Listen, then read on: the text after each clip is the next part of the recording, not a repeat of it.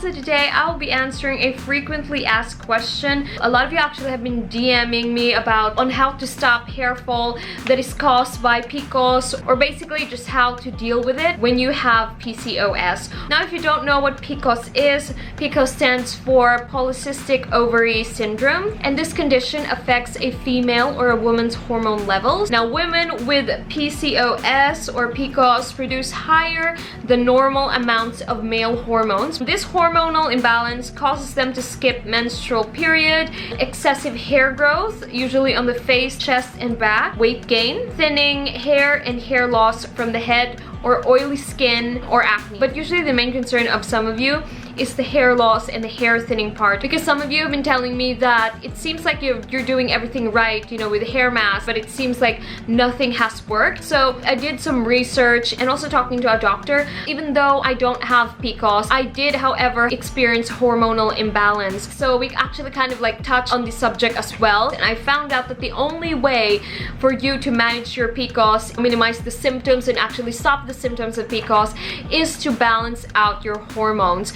Because if your hormones are still in balance, it doesn't really matter what you put in topically, because it'll just end up falling out anyway if you're not treating the real cause, which is on the inside. Usually, if you're talking to your OB, probably they've already prescribed you some pills, or some people go through hormone therapy. I know some women who goes through hormone therapy for PCOS.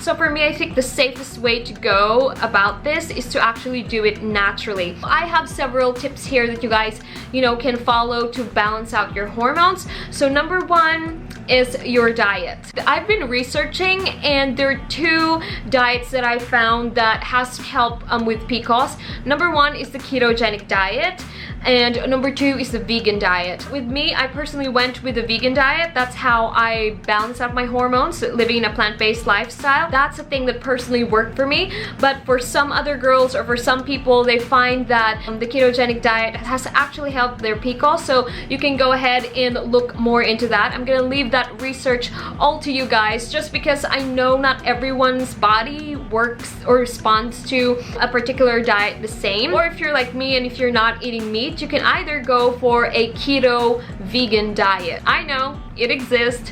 You can go ahead and research that if you want to combine both. And also just eat healthy, just in general. I've actually made my list right here. Number one that I put here is to lessen your coffee intake. Number two is to stick to eating whole foods. And number three is to go for the magnesium and iron-rich foods. And number two, supplements. Okay, so here are the supplements that would really benefit if you are trying to balance out your hormones. Number one is zinc. Number two is evening primrose oil. And the other one is turmeric. There's actually turmeric supplements these days. You can either drink it in the form of tea, or you can take them in capsules. The other one is vitamin D, and then omega-3, and then the maca powder, or you can either go for the powder version or the capsules. All of these supplements are really great for balancing out your hormones. You don't have to drink everything, but they said that these are the nutrition that you really need in your body in order for you to balance out your hormones. Definitely, of course, ask your OB or ask your doctor before taking this in, but some of these supplements were actually recommended to me personally by my doctor before when I was trying to balance out my hormones. Third one is sleep.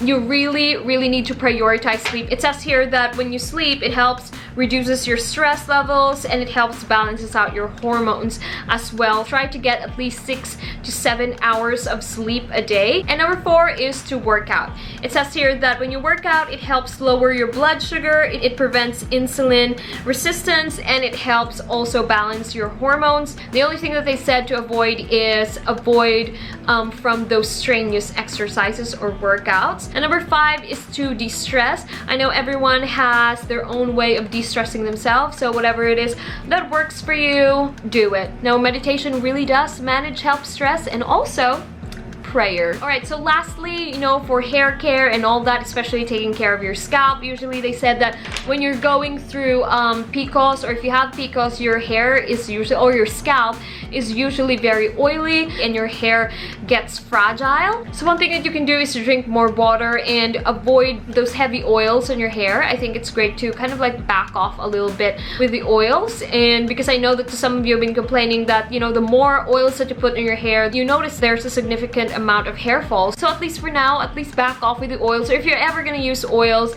use them sparingly. Don't heavily oil your hair. And also, you guys, it's really great to go for organic shampoos and conditioners that contains parabens or any harsh chemicals or ingredients, just because one thing that also contributes in disrupting your hormones or making your hormones imbalanced is the products that you're actually using on your skin or on your hair. I was really warned by my doctor, he's actually more of like an herbalist doctor, to be watchful on the things that I use on my skin and on my hair, just because those chemicals can affect your hormones and causing your hormones to be imbalanced. So you guys, it's really great to be cautious in the lotions that you're using, in the skincare products that you're using, because all of those things can affect your hormones. So that is it for now. I hope you all find this video helpful, and if you did, please give this video a thumbs up, and I will see you in my next video.